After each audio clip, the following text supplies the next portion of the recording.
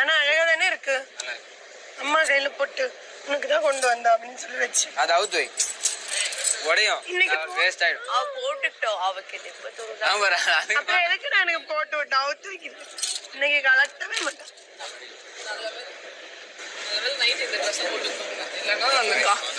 அந்த நைட் ட்ரெஸ்ஸே எனக்கு பிடிக்கல. வேற அனுப்புங்க சொன்னாலும் அதே நைட் ஃபீல் பண்ணுது.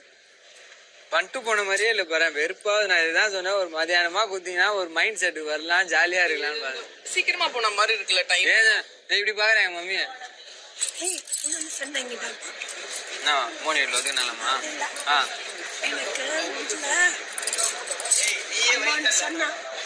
நான் வீட்டுக்கு வரும்போது எனக்கு திறந்து புடவை வளையல் எல்லாம் வாங்கி செட் பண்ணி வச்சிருக்காங்க.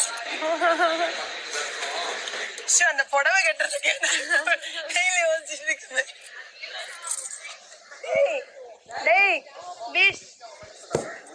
அம்மா வீட்டுல எனக்காக புடவை வலை இதெல்லாம் வாங்கி வச்சிருக்காங்க. வாங்கிட்டே வந்தோன்னு நான் சொல்லி அமிச்சேன்டா, நான் கேமரால சொன்னேன் வரும்போது கண்ணாடி வளையல் போட்டுன்னு சொல்லுங்க இருக்கா. முடிஞ்சிடும் பாரு இன்னும் கொஞ்சம். அந்த இரும்பு பிரேக்ஃபாஸ்ட் சாப்பிட்டுருவோமா? மாடி ஃபர்ஸ்ட் போய் யாரும் குளிக்கலாம். இன்னும் இருக்கு. வா அருண் விட்டாடா நோக்கிறது போல.